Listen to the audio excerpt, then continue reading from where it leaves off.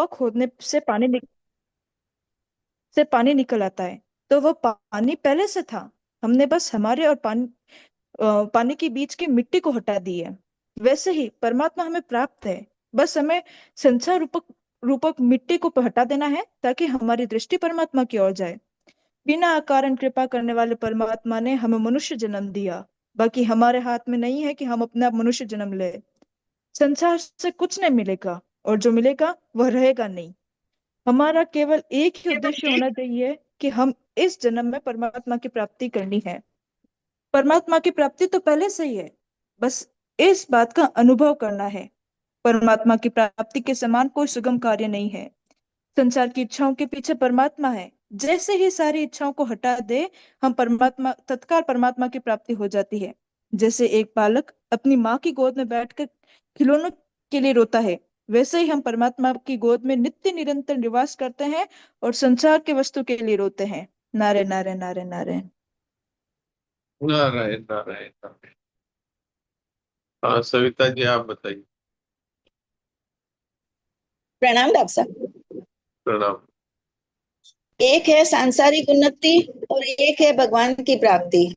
सांसारिक उन्नति में मेहनत करने से और धीरे धीरे होती है। सांसारिक उन्नति मेहनत करने से और धीरे धीरे होती है, क्योंकि उसमें नया निर्माण करना होता है, जैसे धन कमाना, ऊंचा पद प्राप्त करना आदि। भगवान की प्राप्ति करने से नहीं होती, क्योंकि वास्तव में हम भगवान के अंश ही हैं और भगवान में ही नित्य निवास करते हैं। परमात्मा की प्राप्ति नया काम नहीं है। प्राप्ति तो पहले से है, उधर केवल दृष्टि करनी है। हमारी दृष्टि संसार में ही टिकी होने के कारण हमें नित्य प्राप्त परमात्मा का अनुभव नहीं होता। हमें संसार की तरफ से दृष्टि हटाकर परमात्मा की तरफ करनी है। जैसे गले में कंठी पहनी हुई है, वह कपड़ों के नीचे दब गई, दिखी नहीं, तो मन में आया कंठी खो गई। फिर किसी ने बता दिया तो लगा कंठी मिल गई, तो कंठी तो गले में ही थी। ऐसे ही परमात्मा की अप्राप्ति का वहम पड़ा हुआ है। सत्संग से, महात्मा के संग से नित्य प्राप्त परमात्मा की तरफ दृष्टि हो जाती है, तो संसार का अभाव हो जाता है और परमात्मा की प्राप्ति का अनुभव हो जाता है। जैसे कुआं खोदने से जमीन से पानी मिल जाता है, तो पानी तो पहले से ही था। कुआं खोदने से पानी और हमारे बीच की जो आड़ है वो हट गई। ऐसे ही परमात्मा तो नित्य प्राप्त है, हमें संसार रूपी बीज की आड़ को हटाना है। बहुत लोग कहते हैं भगवान की प्राप्ति भगवान की कृपा से होगी। तो भगवान की कृपा तो अभी भी है और सभी पर समान रूप से है। भगवान ने कृपा करके मनुष्य शरीर दिया, फिर भारत में हिंदू सनातन धर्म में जन्म और संतों का संग और संतों की वाणी सुनने को मिल गई। अब हमें खुद पर खुद ही कृपा करनी है। हमें परमात्मा प्राप्ति का ही एक उद्देश्य बनाना है। परमात्मा प्राप्ति के समान सुगम कुछ नहीं है, क्योंकि जो प्राप्त है उसी का अनुभव करना है। जैसे ऊपर कंठी का उदाहरण बताया, ऐसे ही परमात्मा हमारी संसार की कामनाओं के पीछे छिपे हुए हैं। जैसे ही कामनाओं का नाश हुआ, परमात्मा जो पहले से है वो प्रकट हो जाते हैं। जैसे एक बच्चा अपनी माँ की गोद में बैठा है, लेकिन खिलौने देखकर उनके लिए रोता है। ऐसे ही हम नित्य परमात्मा की गोद में रहते हैं, लेकिन संसार की वस्तुओं में आसक्ति के कारण उधर खींच जाते हैं और रोते रहते हैं। नारायण नारायण। नारायण नारायण नारायण। इतनी सरल बात है फिर भी हम लोग अटके हुए पड़े हैं, तो क्या कारण है, इस पर विचार करना चाहिए। केवल कामना के त्याग मात्र से परमात्मा की प्राप्ति हो सकती है। और कामना है उसको त्याग करने में क्या जोर आता है, क्योंकि कामना करने से वस्तुएं नहीं मिलती है। वो तो विधान से मिलती है, तो फिर कामना का फायदा तो कुछ नहीं है, नुकसान बहुत है। एक तो जीते जी दुखी रहते हैं और मरने के बाद जन्म मरण में चले जाते हैं। तो इसमें क्या कठिनाई है, इस विषय पे खुल करके बात करनी चाहिए कि भाई कामना क्यों रखते हैं हम, जबकि कामना छोड़ने से परमात्मा मिलते हैं और कामना रखने से दुख मिलता है। फिर इतनी महंगी कामना को क्यों रखते हैं? इस पर विचार करना चाहिए और फिर इस पर जितने भी प्रश्न हो सब प्रश्न रखने चाहिए।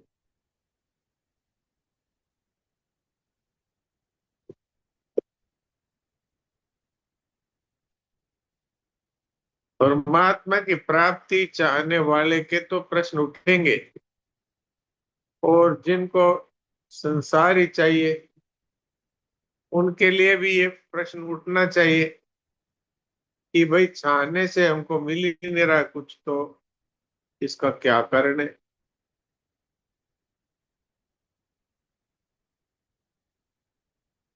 क्योंकि चाहना रखने वाला हर समय दुखी रहता है, तो दुख मिटाने का उपाय तो उसको जानना ही चाहिए कि भाई ये दुख कैसे मिटे।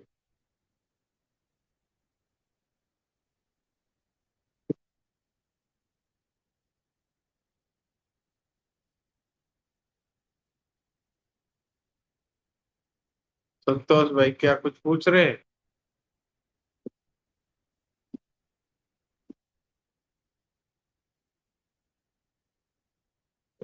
हाँ, राम प्रणाम जी सर। राम राम, बोलिए। सर, विषय तो बहुत गंभीर चल रहा है, पर ये राघव आया हुआ है। तो ये राघव को क्या है, कोई भी मरने का नाम लेते हैं तो डर लगता है, तो बोले मरने की बात मत करो। तो थोड़ा इससे पूछो, इससे बात करो नहीं जी सर।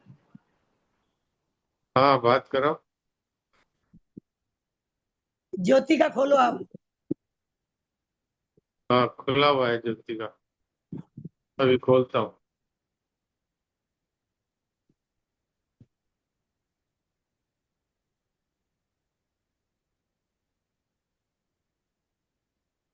हाँ, बोलो राघव।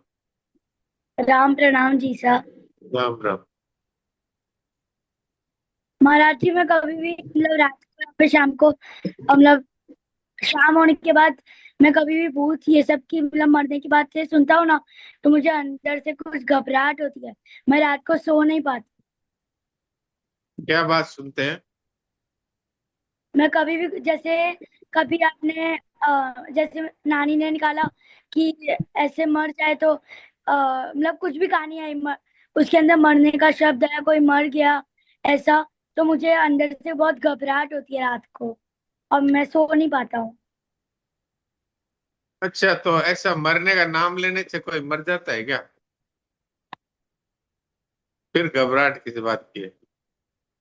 अभी हम मरने की बात कर रहे हैं कि कोई आदमी मर सकता है तुरंत, तो मरने की बात करने से क्या कोई मर जाता है? पर तो भी चीजा मतलब ऐसा फील होता है अंदर से कि वो जन मर गया, फिर वो मरने की बातें आती है अंदर मतलब जो कहानी में बताया, जैसे कहानी आई कि उसने उसको मार दिया, पर कैसे मारा वो नहीं पता है कहानी में। तो मेरे दिमाग के अंदर सोते समय यही मतलब होता रहता है कि कैसे मारा, तो अलग अलग आइडियाज आते रहते हैं। तो ये बताओ कि क्या कोई आदमी अपनी उम्र खत्म होने से पहले मर जाता है, या कोई आदमी मरने का टाइम आने से पहले ही मर जाता है क्या? तो फिर डरना नहीं चाहिए, क्योंकि डर डर के जीने से क्या फायदा है? जब जितने दिन जीना है उतने दिन हमको कोई मार नहीं सकता, और जिस दिन मरना है उस दिन कोई बचा नहीं सकता, क्योंकि मनुष्य शरीर है ये तो भगवान का दिया हुआ है। भगवान जितने दिन चाहेंगे उतने दिन रखते हैं। इसी बीच में भगवान से दोस्ती कर लो तो सदा के लिए मरने का भय मिट जाएगा। हाँ महाराज। एक पुस्तक है, गीता प्रेस से प्रकाशित है, वो ज्योति ले आएगी गीता प्रेस पुस्तक दुकान से। भक्त बालक, ठीक है जी सर। भक्त बालक पुस्तक लाके इसको बोलो, रोज एक कहानी पढ़ के तुमको सुनाएगा, तो ठीक है इसको जी सर। इसको मौत का भय मिट जाएगा। क्यों? उसमें एक गोविंद की कहानी है, जो हाँ जी। भगवान के साथ में गुल्ली डंडा खेलता है, भगवान को दोस्त बना लिया है। तो जो भगवान के साथ दोस्ती कर लेता है उसको मौत का डर नहीं रहता। क्यों? कि भगवान तो पूरी सृष्टि के मालिक हैं, फिर उसको मौत उसके पास भी नहीं आ सकती, इसलिए मरने का हाँ डर मिट जाता है। तो भक्त बालक पुस्तक पढ़ो। ठीक हाँ है ठीक जी है। सर। हाँ, तो फिर ये डर भाग जाएगा। हाँ जी सर। राम तो राम जी। अभी राम राम। तो अभी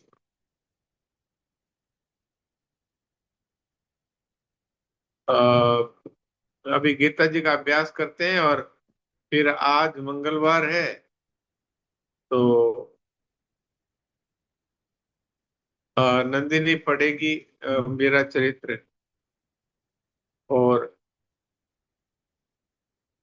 नंदिनी, तुमने पता किया कि प्रांजल क्यों कहाँ रह गई, क्यों नहीं आ रही?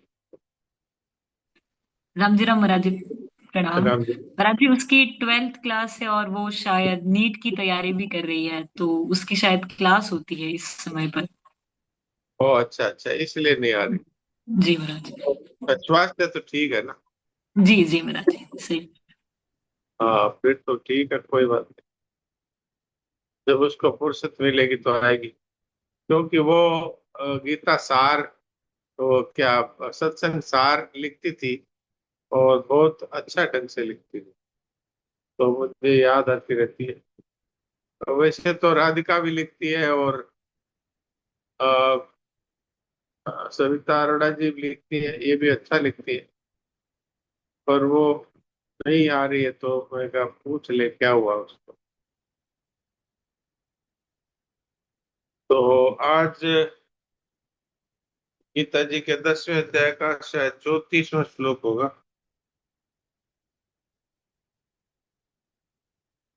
या 35वां है, 34वां ही है।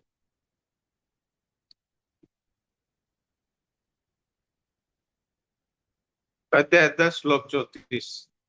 मृत्यु सर्वहरश्चाः उद्भवस्य भविष्यताम् कीर्तिः श्रीवाक्च नारीणाम् स्मृतिर्मेधा धृतिः क्षमा।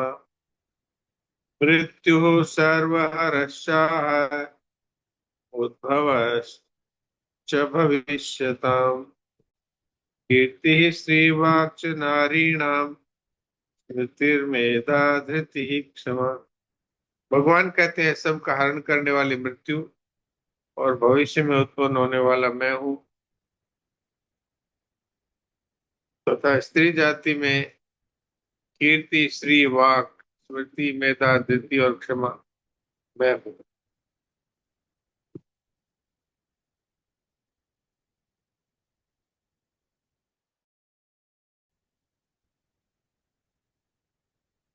कृष्णा देवी।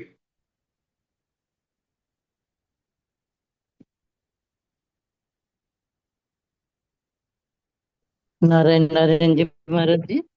नारायण नारायण।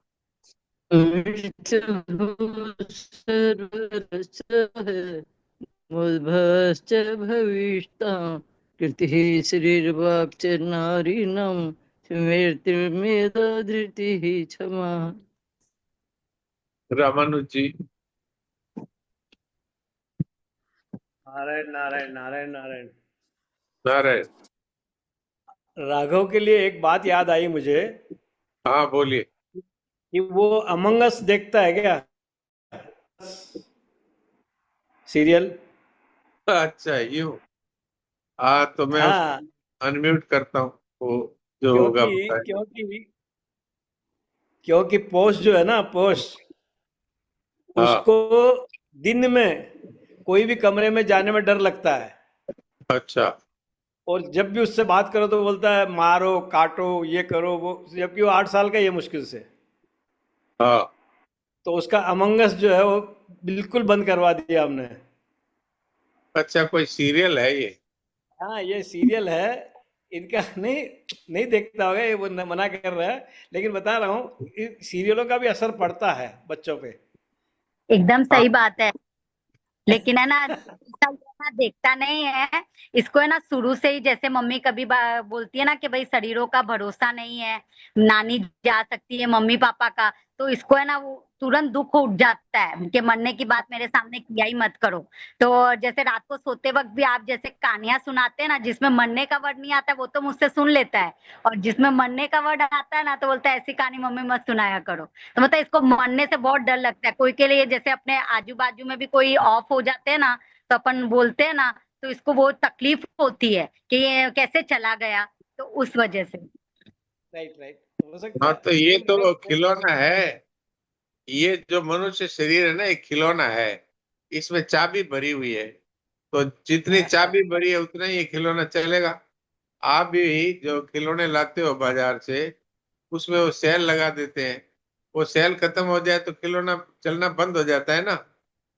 ऐसे ही हमारे पास ये सांस की सेल है। सांस जब तक आता है तब तक चलता है, सांस बंद हो जाए बस खत्म। ये खिलौना है, भगवान का खिलौना है। इसलिए भगवान से दोस्ती कर लो तो फिर डर मिट जाएगा। इसलिए भक्त बालक पढ़ो, और ऐसे सीरियल कोई अगर देखते हैं तो वो बंद कर दो। हाँ। ठीक है। हाँ जी। ठीक है राम। नारायण नारायण। नारायण। मृत्यु सर्वहरश्चाहम उद्भवस उद्भवश्च उद्भवश्च भविष्यताम कीर्ति श्रीवार्च नारीणाम स्मृतिर्मेघा धृति समा। ठीक। नारायण वन। नारायण।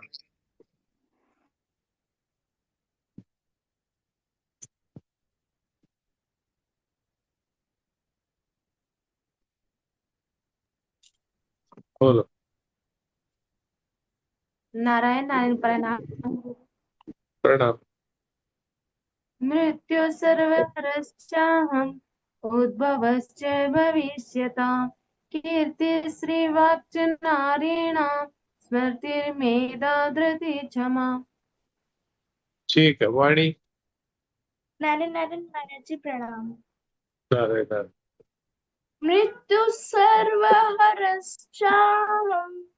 उद्भवश्च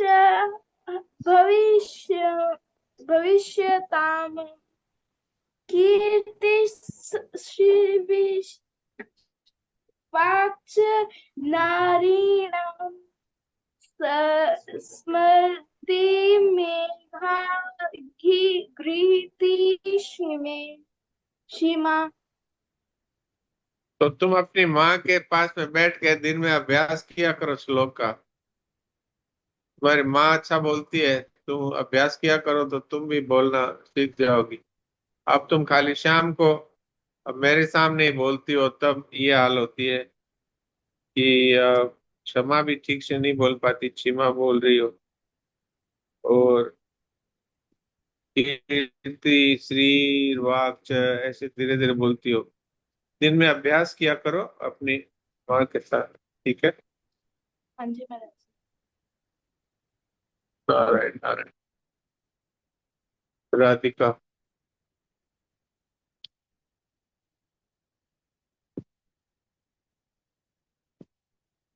अच्छा, राधिका तो ये तो सार के लिए उठाया था, सत्संग सार चुका है। हाँ, सविता। नारायण नारायण। नारायण। डॉक्टर साहब, तारा जी भी हाथ ऊपर कर रही है कैमरे में। हाँ ठीक है, उनको भी जी। बोल दे। मृत्यु सर्वहरश्चाह मुद्भवश्च भविष्यताम् कीर्ति श्रीवाक्च नारीणां स्मृतिर्मेधा धृति क्षमा। ठीक है।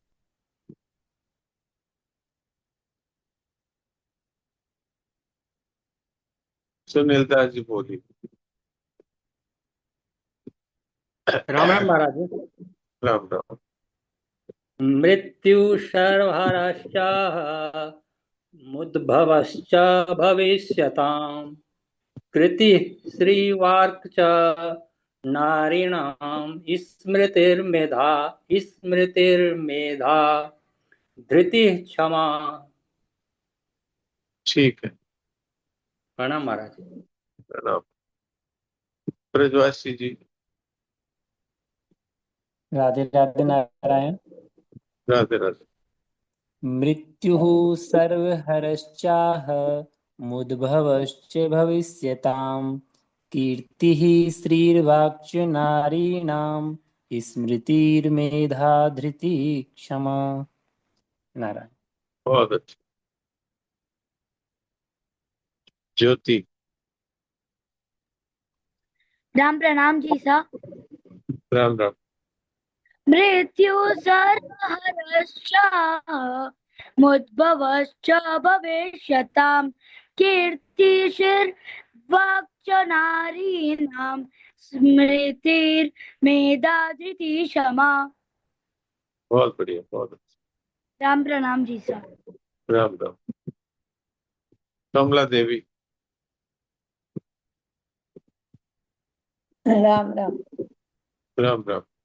मृत्यु सर्वहरश्चाह मुद्भवश्च भविष्यताम् कीर्ति श्रीवाच नारीणां स्मृति मेधा धृति क्षमा। ठीक है। सुलोचना। प्रणाम महाराज। प्रणाम। मृत्यु ही सर्वहरश्चाह मुद्भवश्च भविष्यताम् कीर्तिः श्रीर्वाक्च नारीणां समृद्धिर्मेधा धृतिः क्षमा। ठीक। प्रमोद जी भाटिया। प्रणाम महाराज जी। प्रणाम। मृत्यु सर्वहरश्चाह मुद्भवश्च भविष्यताम् कीर्तिः श्रीर्वाक्च नारीणां स्मृतिर्मेधा धृतिः क्षमा। ठीक। प्रणाम। प्रणाम। गायत्री। प्रणाम डॉक्टर साहब। प्रणाम। मृत्यु सर्वहर चास्म मुद्भवश्च भविष्यताम् कीर्ति श्रीर्वाक्यं नारीणां स्मृतिर्मेधा धृतिः क्षमा। पहली लाइन फिर बोलिए। मृत्यु सर्वहरश्चाहं मुद्भवश्च भविष्यताम्।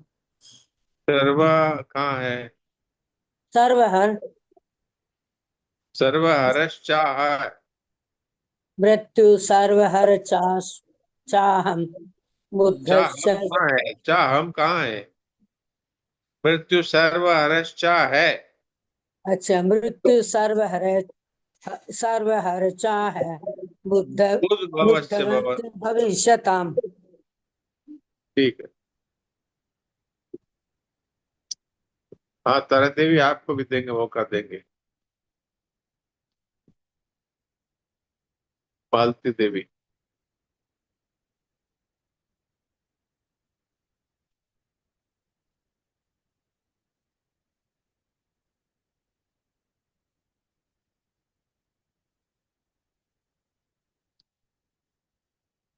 उर्मिला माहेश्वरी।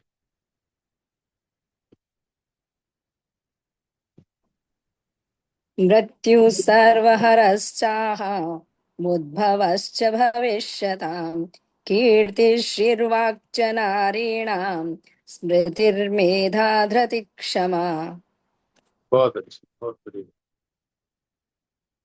मालती देवी, आप अपना माइक खोल के बात कर सकते हैं अगर करना चाहे तो। नहीं तो फिर मैं तारा देवी को अनम्यूट करता हूँ।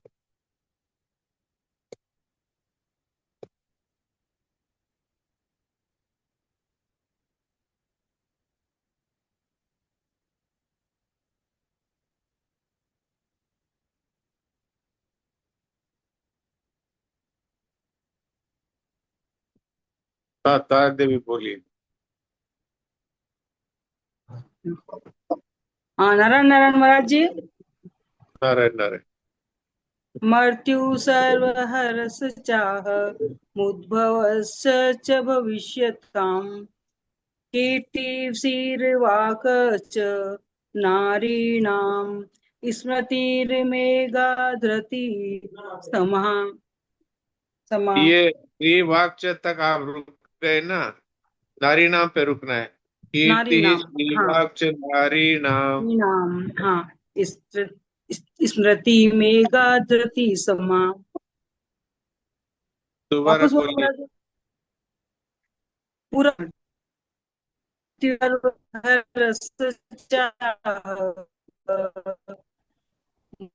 उद्भवश च भवेतां स्मृति मेघा धृतिः समा। धृति है क्यों बोलते हैं? अगर धरती ये हिंदी है ना महाराज जी? ये विसर्ग लगा हुआ है तो पीछे ई की मात्रा है, तो ई ही बोला जाएगा। धृति ही क्षमा। धरती ही हाँ, समा। यहाँ हाँ पर महाराज कीर्ति है तो यहाँ कीर्ति ही क्षमा हाँ बोला जाएगा।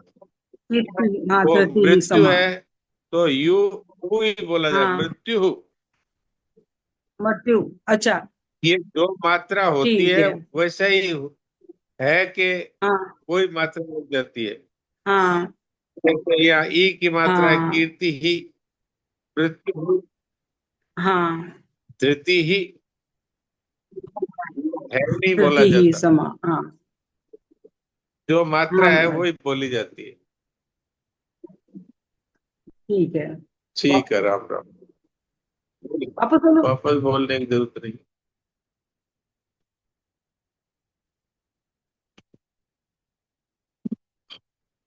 आज काफी समय पाठ में ही लग गया, तो आगे से ऐसा विचार है कि 5 लोगों को बोलने का मौका दिया जाएगा पाठ, तो बाकी दूसरे कामों के लिए भी टाइम मिलेगा। अब ये मुश्किल से 5-6 मिनट है मेरा चरित्र के लिए मिला है, इसलिए अब कल से ऐसा विचार है कि ये शुद्ध पाठ के लिए 5 लोगों को मौका मिलेगा। तो जो लोग पहले दिन बोल रहे हैं वो फिर दूसरे दिन हाथ खड़ा ना करें, जब सबको मौका मिलता रहे ऐसी व्यवस्था रखेंगे।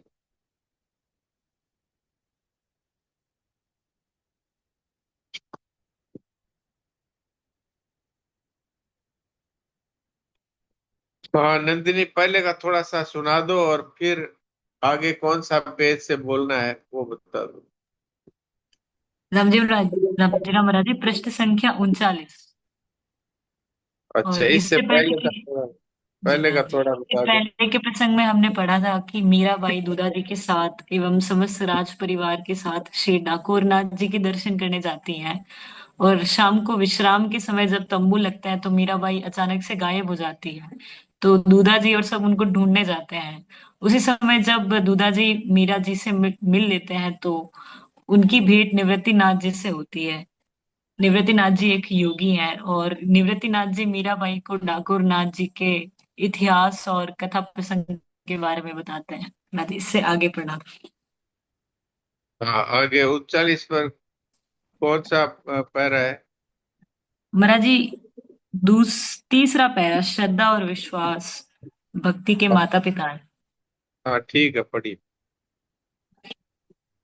श्रद्धा और विश्वास भक्ति के माता पिता है बेटी, और ज्ञान वैराग्य पुत्र।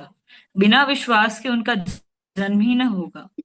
मैंने भी सुना है महाराज कि भक्ति प्रियो माधव।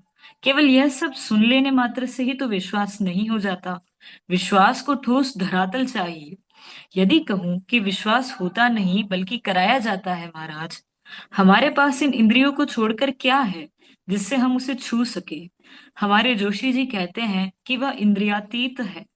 ऐसे में बताइए महाराज, कैसे क्या हो? भगवान है यह कहने मात्र से कैसे काम चलेगा? फिर भी जो ऐसे कहते हैं उन्होंने स्वयं भी तो नहीं देखा, नहीं अनुभव किया, तो उनकी बात कितनी विश्वसनीय कही जा सकती है? गणित पढ़ती हो बेटी? हाँ महाराज, जोशी जी पढ़ाते हैं। केवल ब्याज ही ज्ञात हो और मूलधन कितना है यह पता न हो तो कैसे मालूम किया जा सकता है? मूलधन मान लिया जाता है महाराज, प्रश्न हल करने पर असली मूलधन निकल आता है। यही तुम्हारे प्रश्न का उत्तर है बेटी। संतोष नहीं हुआ भगवान। तुम्हारी यह देह जड़ है कि चेतन? लगती तो चेतन है किंतु है जड़।